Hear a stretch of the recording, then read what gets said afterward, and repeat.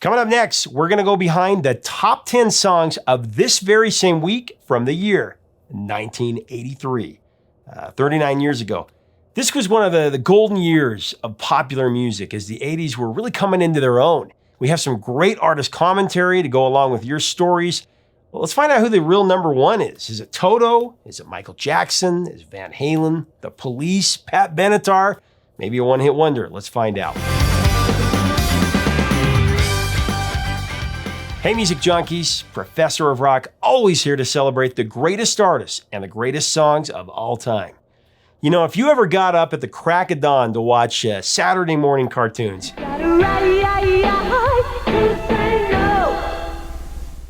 you're gonna love this channel. Make sure that you subscribe below right now to be a part of our Music History Daily, straight from the artists, and nostalgia all the time. And you can also become an honorary producer on our Patreon by clicking on the link in the description. You can also see our new merch. I'm wearing a Professor of Rock t-shirt. We have our Vintage Years collection as well. Oh, and make sure to get your tickets to our live series, Professor of Rock Live. It's our exclusive live event with a legend like MTV Unplugged meets Inside the Actors Studio. You're not going to want to miss that.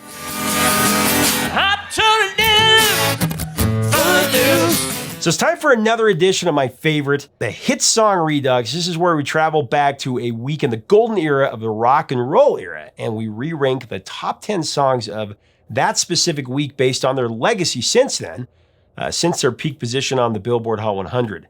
We have the actual artists commenting on their songs. We have your stories, your dedications. Now, to clarify, this isn't my top 10. This is the actual top 10 from this exact week, 39 years ago. It's I just take the 10 songs after, we put them through a recalibration system to find out what the real top 10 is based on all-time streams and views. I just want to clarify that. This program is really just a tribute to the great Casey Kasem's American Top 40. And this time we travel back to this exact week in the year 1983.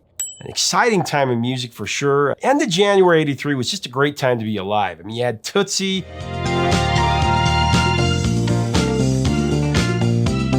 48 Hours, 48 Hours. and Dark Crystal. The Dark Crystal. Tops of the box office after the holiday rush, and then everyone was watching Dallas.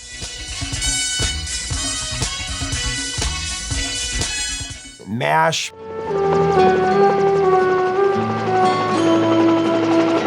Magnum PI on TV.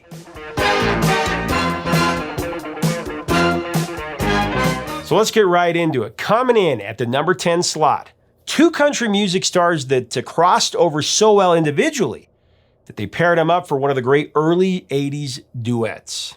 It's Crystal Gayle and Eddie Rabbitt with You and I. Just you and I. Now, like many of you, probably, I knew Crystal Gayle first from that long hair. It was so legendary, it almost touched the ground. And Eddie Rabbitt was the kind-hearted gentleman that seemed like could be a favorite uncle. Your love is my reward. Their crossover hit celebrates really the bond of matrimony between a man and a woman and looks at the past, the present, and predicts pure joy and resilience for the future.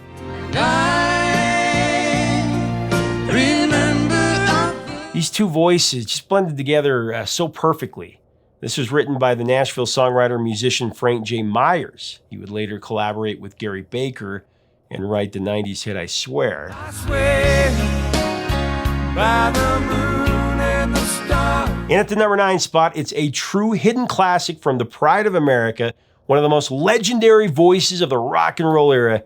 It's Bob Seger with Shame on the Moon. Shame on the moon. Now, Bob Seger wrote most of his own material, of course, but this was one of his biggest hits, and it was written by Rodney Crowell, who recorded it on his 1981 self-titled album. Shame on the moon. Actually, I had a chance to interview Rodney. Here's what he said about the song. Bob Seger, I wrote that song, but it belongs to him. I bow to that performance. And frankly, I don't perform it because I still hear his version, and I'm not going to come up to that. Everywhere it's all around. Bob Seger would say about the song, "The track is flawless, the best and tightest track on the album. We cut it in like 2 hours, and everyone decided it was the miracle track." Until you've been beside a man. But then we had to decide whether to use it or not, because The Distance was going to be a real rock album. Roll me away, won't you roll me away tonight? I purposely didn't write any medium tempo songs for this one because I wanted it to be a hard rock with a few ballads for pacing. But we figured we'd throw it on and see what happened. The next thing we know, the Capitol guys are saying, "That's the single." Fine, whatever it takes. So thank you, Rodney Crowell. It's a great song, and I'm beholden to the lad for writing it. Love Bob Seger. I hope someday to interview him. It'd be a top interview for sure. Shame on the moon.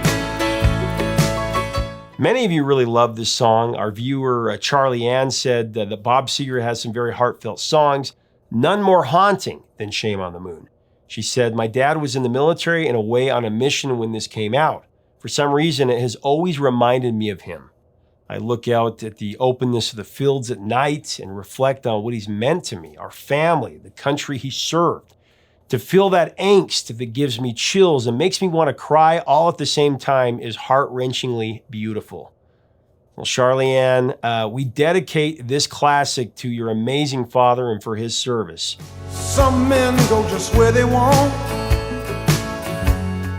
Another viewer, Vance Shepard, said, "My mom was an ardent country music fan. One of her only exceptions was Bob Seger.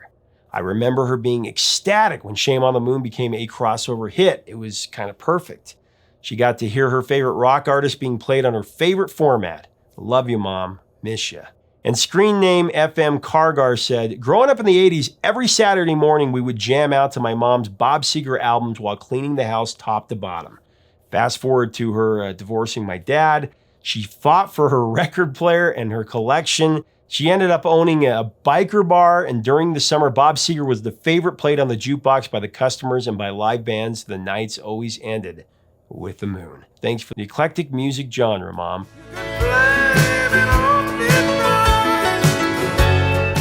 Coming in at number 8, we have one from the only band that matters, The Clash, with Rock the Casbah.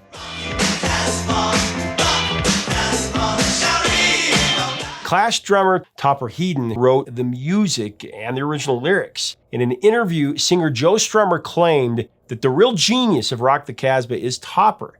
He banged down the drum track, and then he ran over to the piano and then the bass.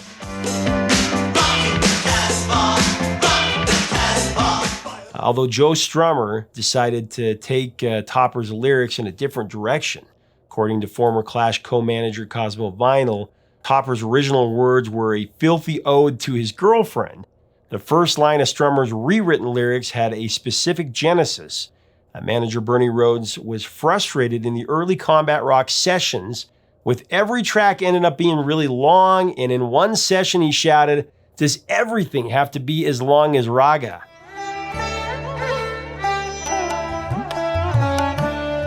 Strummer said, "I got back to the hotel that night and I wrote on a typewriter, 'The king told the boogeyman, you gotta get that raga drop.'"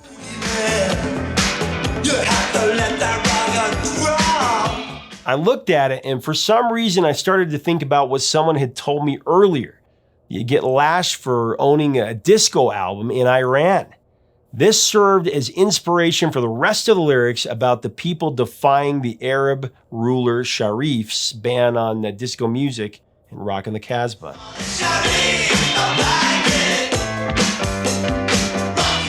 Again, some really great stories from you about Rock the Casbah and one of my favorite bands, The Clash. Screen name THX 11384EB said, "Rock the Casbah, oh man, little backstory. I have a twin brother. Our dad taught us the ins and outs of rock from Pink Floyd, the Beatles, Spirit, and the Beach Boys. Good times. Our dad could not stand The Clash. He was a DJ in the 70s and the 80s, and he said he heard the song just too many times. But he never dismissed The Clash, never told us to turn it down.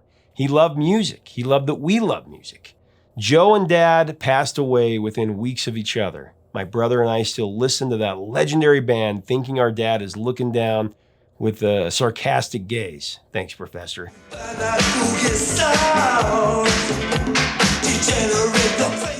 Thank you. That was a great comment. Screen name EE said, my dad is the reason I have such a wide berth of musical interests. There are so many songs that make me think about him, and Rock the Casbah by The Clash is one of them. Rock the Casbah is one of those songs I think of him hearing in the car, drumming against his thighs, who needs to hold the will to drive, and doing his patented combination sing whispering. When the song was not playing, he would tell me, Sharif, don't like it, to express his disapproval of something that someone, sometimes me, was doing. If he really didn't like it, he'd add the, he really hates it. It's one of those songs that if I hear it on the radio, I still get kind of weepy, wishing that he was there to hear it with me. The crowd gonna win. I know exactly how you feel. I feel the same way about my dad when I hear certain songs, for sure.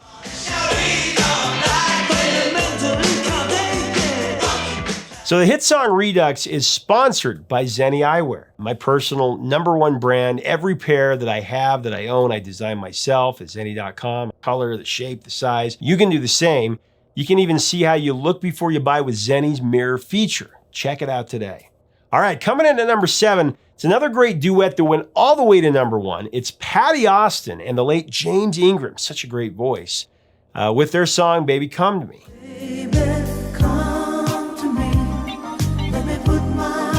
Okay, now this was first released in 1981 on Patti Austin's album, Every Home Should Have One. Thinking back in time when love was only in my mind, It peaked at number 73 on the US charts, but with a stroke of great luck, months later, the song was used in the ABC soap opera General Hospital for romantic scenes involving Luke after his wife Laura temporarily left the show. There's a brand new way of looking at your life. It really blew up with letters and requests, and Warner Brothers re-released the song, and it went to #1.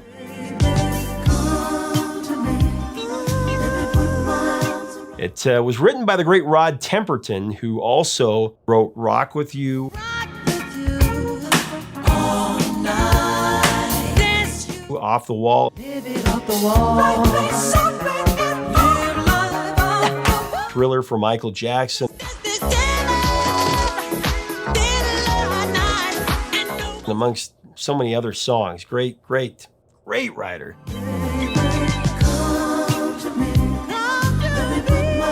This song has garnered about 58 million streams since its peak.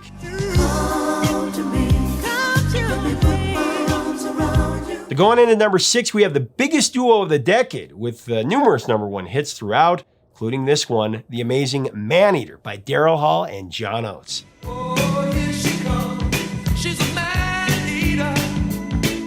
Here's what John Oates said about this hit. I played it as a reggae song. And it sounds really good as a reggae song. I do it solo as a reggae song a lot. Oh, here she comes.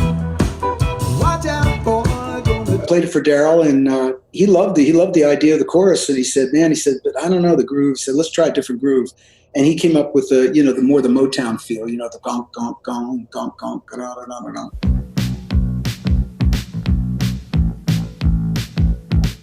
And we just wrote a verse based on that. And of course, that led us to, the chorus evolved into that style. So Man-Eater has had over 500 million streams since its release. Oh, here she comes. Oh, she'll chew you up. Coming in at number 5, it's the third duet on this campaign. It's got to be some kind of record. It's the first single from the biggest selling album in the Earth's history, Micheal Jackson and Paul McCartney with The Girl Is Mine. The doggone girl is mine. A duet between the two biggest legends at that moment. Of course, members of Toto played on the album, and they were excited about that opportunity. Here's what they said about it. We're like, really? The doggone girl. We thought it was Girl going is mine. to be like say or something. Just look at my face, these tears ain't drying. Yeah. Something a little rhythmical, a little McCartney. It was just really super pop. Like, Yeah. kind of Adult contemporary. Like like the really sugary pop. Like trying to go, McCartney was going to do this? Yeah. I don't think any of us had ever used the term doggone in our lives. The girl is is mine, mine, mine. If she's Topping it off at number 4, it's the first major solo hit from one of the former leaders of the Eagles, one of the greatest voices and writers of any era, Don Henley with Dirty Laundry.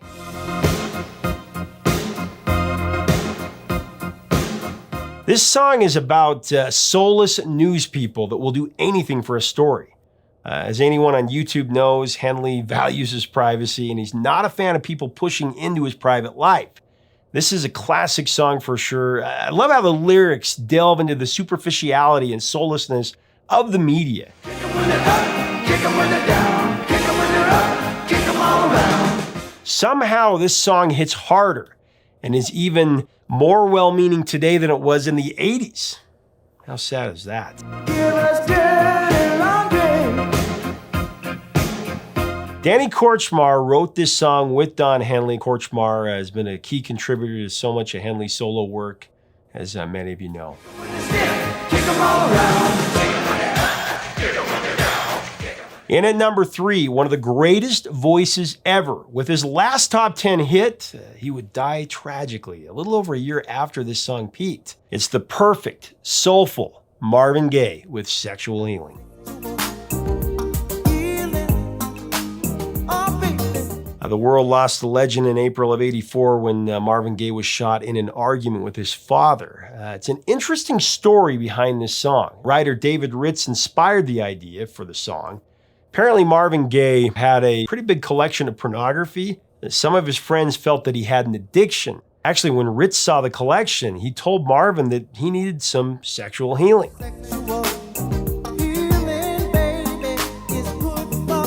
Marvin had him write some words which became the lyrics to the song. David Ritz said, "As I was writing the lyric, I was trying to capture Marvin's voice and his style as a singer.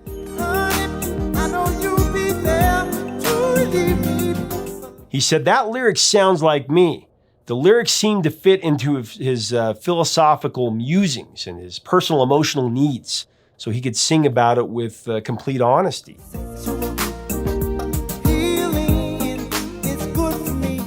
This was actually the first single Marvin released after leaving Motown Records. He spent 20 tumultuous years with the label, which included disputes over royalties, and of course his marriage to and divorce from Berry Gordy's sister Anna.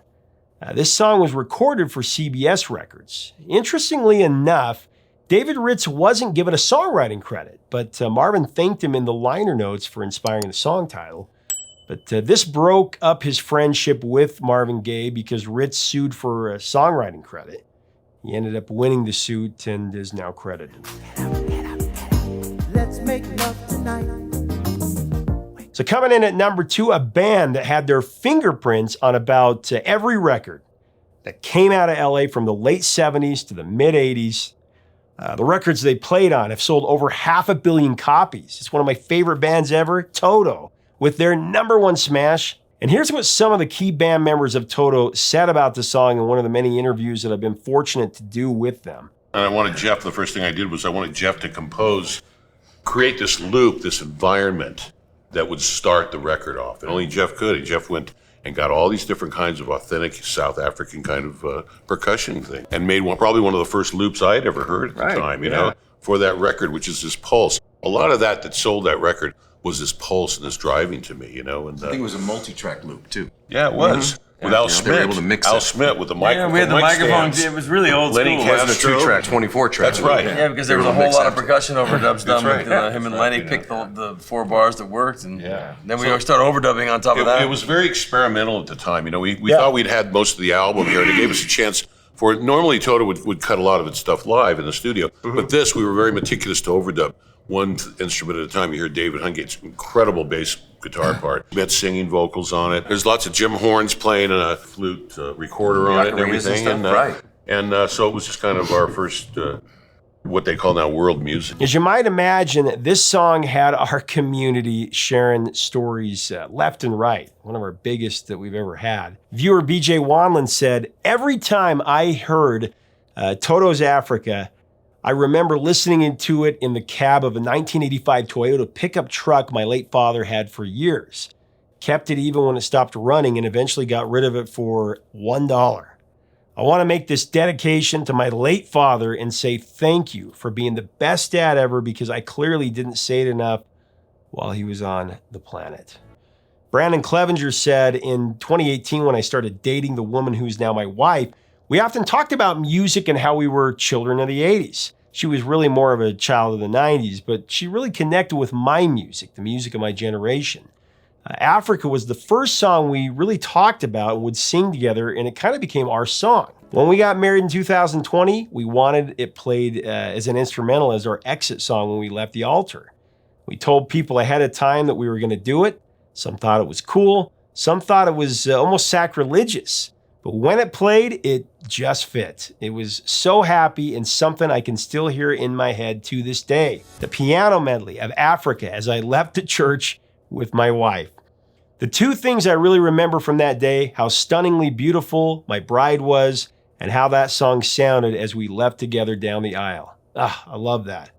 Our viewer Jody Sinclair said, when my husband and I first started dating back in 1982, we were testing one of the very first VCR recorders as we drove in his Holden Tirana hatchback into the city of Perth. I hope I said that right. I don't know cars very well. It was a beautiful, hot summer day, and on the radio was Africa. To this day, 39 years later, and this song still takes us back to that carefree and loving feeling we had on that day. We play it all the time, and all our family and friends know it's our song. I want to dedicate this song to the young and enduring love. Oh, and my husband. John Pickett said, I really loved the time in my life when Africa came out. It was very early in the 80s with music changing and, of course, music video. It was the time of Indiana Jones and Return of the Jedi. For myself, I lived in Tampa, Florida. I had a season Busch Gardens pass, so it was quite a fitting song along with Hungry Like the Wolf.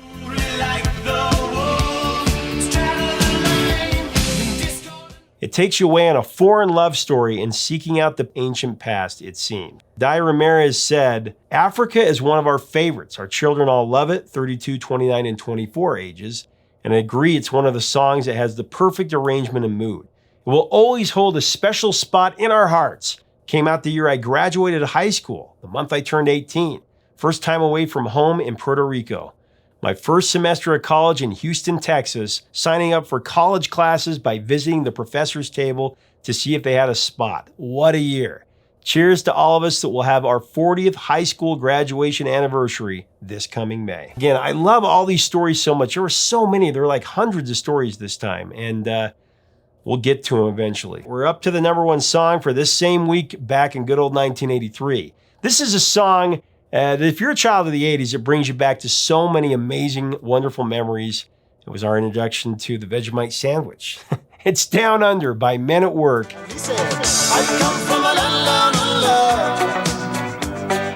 Here's what lead singer and co-writer Colin Hay told me about the song. The key for that song was meeting Ron Stryker, the other guitar player. He had the original idea for that song, which was on a little cassette tape. And this thing was going along, it was going dun, dun, dun, dun, dun.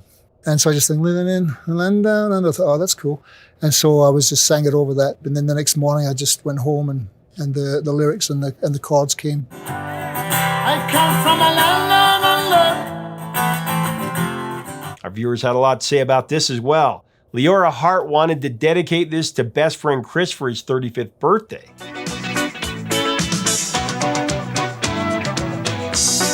Another great story came from Eddie Carter, who said, when I was in the 6th grade, I had a very serious emergency operation. I had a blockage in my intestine that I was born with, unknown to anyone, that had been causing me great pain and other health issues for several years. I was only given a 50-50 chance of living. As I recovered from the surgery at home, which took a couple of months, my maternal grandmother, knowing my love for music, surprised me with Men at Work's Business as Usual album. I listen to that album almost every day. It holds a special place for me because of the fear it helped me forget and the love of my granny, who displayed her love for me throughout her whole life. She was responsible for gifting me many other albums throughout the years. Okay, so a couple of screen names, Video Say So and Quad Rider Kyle and Danny Vargas, they all shared how much joy and happiness that this song has brought home to them and how much they love the song and adore it.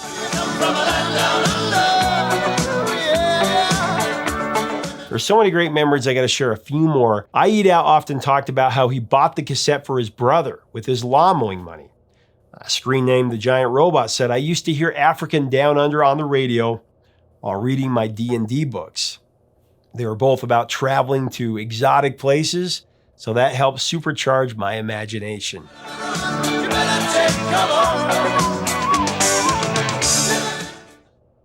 Great songs, great memories.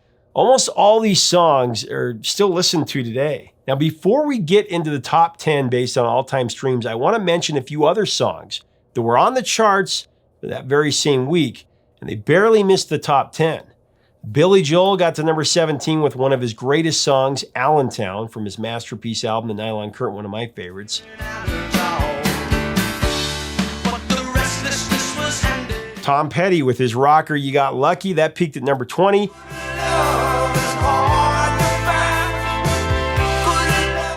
And the great Sammy Hagar had a really great solo hit with Your Love Is Driving Me Crazy.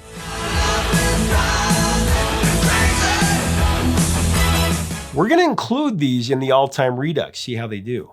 So let's see what we end up with. After putting these 13 songs through our all-time redux mechanism, here's your new top 10 based on all-time views for this same week in 1983. At number 10, it's the Piano Man Billy Joel with Allentown, 33 million streams.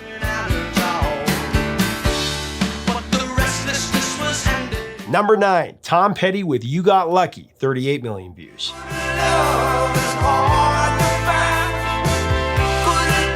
Number 8, Don Henley with Dirty Laundry, 40 million.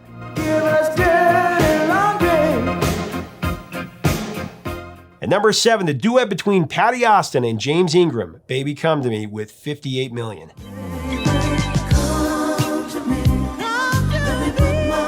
At number 6, it's another duet, Micheal Jackson and Paul McCartney with The Girl Is Mine.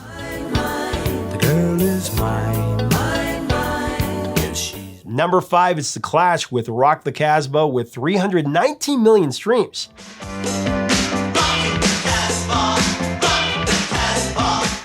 At number 4, it's Marvin Gaye with Sexual Healing.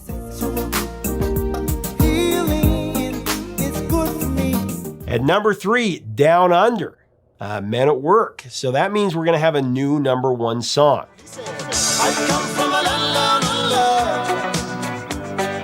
Okay, at the runner-up spot, number 2, it's Hall & Oates with Maneater with an amazing 558 million streams.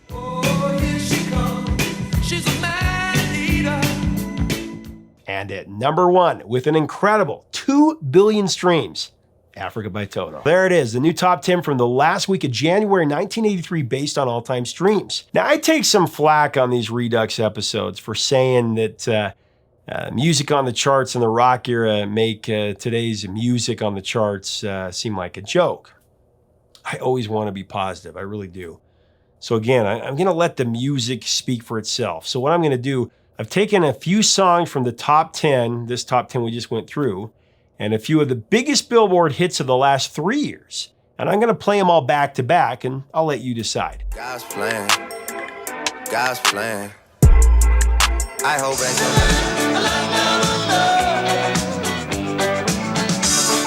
we at a party we don't want to be at. Trying to talk, but we can't hear ourselves. I don't dance now, I make money move. Say I don't got it. When I get that feeling, I want sexual healing. Tell me your thoughts in the comments on this little comparison. Also, how would you rank all these songs? Share your memories of these songs and celebrate them by getting a Vintage Years collection shirt from that same year. Now, if we didn't get to your dedication or your memory, we will. Share it with us in the comments. Now, if you like our content, we do invite you to subscribe so you don't miss out on any of these reduxes or anything else. Check us out on Patreon. Help us keep the music alive. That's the idea. Until next time, 3 chords and the truth, my friends.